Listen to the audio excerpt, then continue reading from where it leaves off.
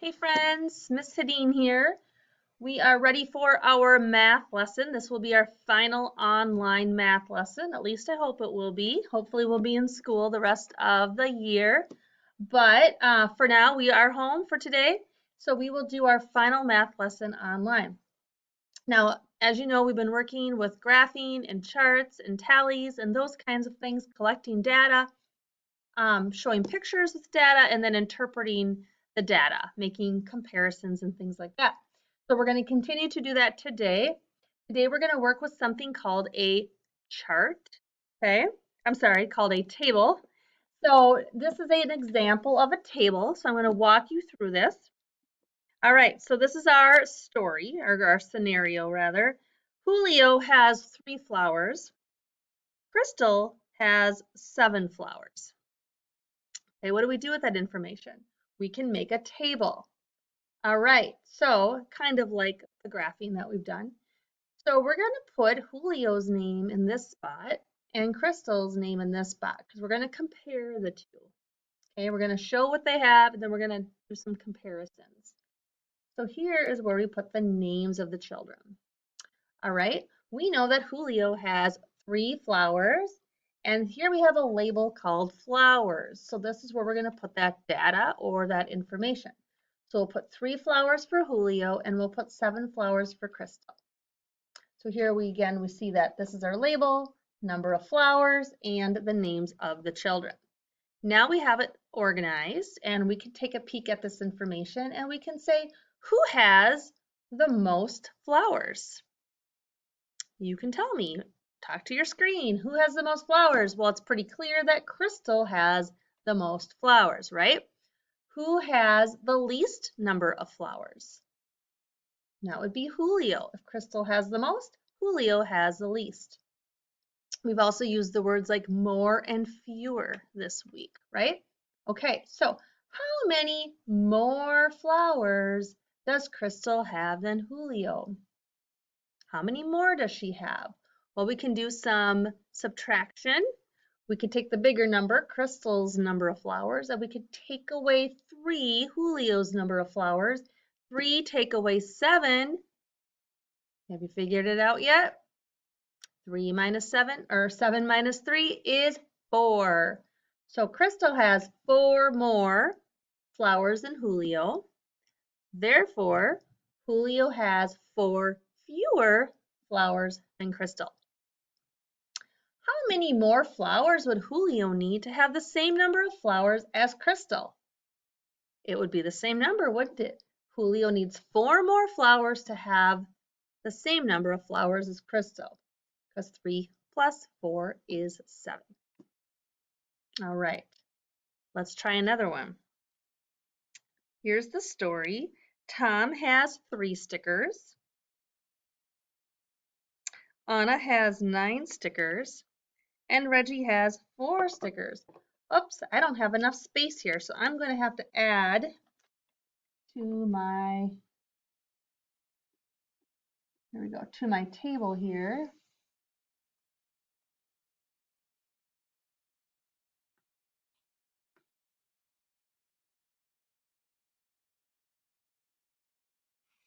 All right, now here's our table. Now we're going to add some of this information. So on the left-hand side here, we're going to add the names. So we have Tom, Anna, and Reggie.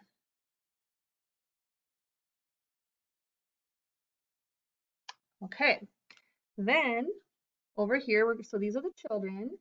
Our label is going to be what? That's right, it's going to be stickers. So I'm going to write the word stickers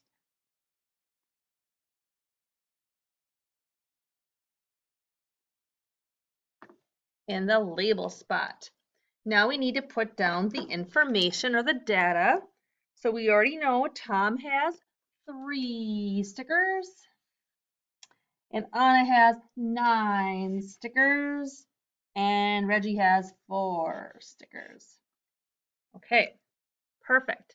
Now We have all of our data. We have all of our information organized in this table. Now we can interpret the data. Let's see.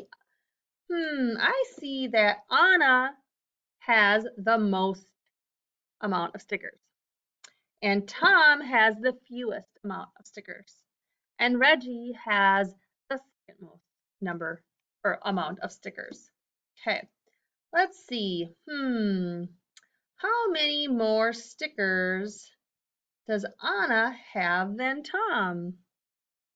Well, Anna has 9 stickers. Tom has 3 stickers. If I do that simple subtraction again, 9, so take the most, the number 9, and subtract Tom's number, the smaller number, 3. 9 take away 3 is 6. So Tom would need 6 more stickers to have the same number as Anna. How about Reggie? Let's see. 9 take away 4 is 5. So Reggie would need 5 more stickers to have the same number of stickers as Anna. How many more stickers does Tom need to have the same number as Reggie? That one you could probably figure out pretty fast if Tom has 3 and Reggie has 4. The difference between 4 and 3 is 1. So Tom would need 1 more sticker to equal the number that Reggie has. Let's see, let's get more complicated. If Tom and Reggie combined their stickers, how many more would they need to have the same number as Anna? Well, now we're going to do some addition. So 4 plus 3 is 7. Still smaller than 9, isn't it? So the difference between 9 and 7, or 9 take away 7, is 2. So these two would still need to get 2 more stickers to have the same number as Anna. All right. And maybe you can think of some extra questions that would go with this table. If you want to think about some more, you can pull out a notebook. We've done some practice this week on writing our own questions, our own comparative questions. So if you want to try that, go ahead. Oh, I know, I thought of one more. How many stickers do the children have all together? All together. So now we have to do, it doesn't matter where we start. We could put 3 plus 9. What is 3 plus 9? That's right, it's 12. Then 12 plus 4. 12 plus 4 is 16.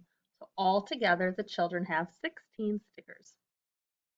And up here, all together, the children have 7 plus 3 is 10. All together, they have 10 flowers. All right, perfect. Let's look at our packet real quick. You have a really fun game on Seesaw, and we talked about it yesterday. So hopefully, if you don't remember the directions, listen to the recorded directions. I did forget to tell you 2 things though on the recorded directions. So when you hit the little arrow to spin the spinner, you have to hit it again, like let it go a little bit, and then click it again so it stops. If you let it go till the very, very end, it takes a long time, but more importantly, it will always land on, I think it was red. So you're always going to get red, and that kind of makes the assignment not really, makes it so it doesn't really work. We want different colors so we can craft different data. So make sure you click the middle, let it spin for a little bit, and click again wherever the arrow lands. Then you can record it. So here you're going to tally the colors, and then after you've done one, make a little check mark so that you know when you've done it 10 times. You don't lose track. Okay?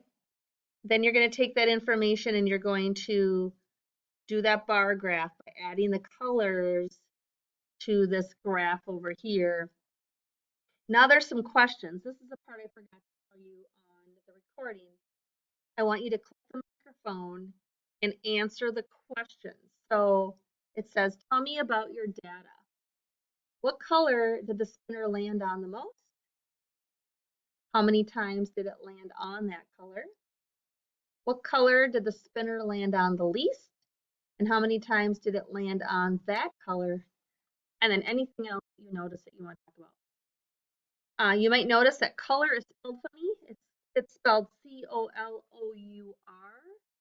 We don't spell it like that here. We spell it C-O-L-O-R.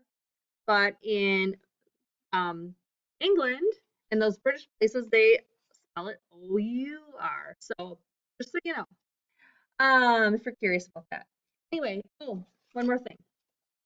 The next sheet is basically the class activity that we would have done together if we had been in class together. So it's more interpreting this table, answering the questions. So I think that will be pretty easy for you. Okay. All right. Oh, and then that's a must do, but on the back, write 2 more sentences using the information in this table. That is a may do. All right. I would encourage you to do it though. It's really good practice. Okay, friends, have a great rest of your Friday, and I will see you. We don't have school Monday, so don't come Monday, but I will see you on Tuesday, and Tuesday will be the beginning of our normal schedule again.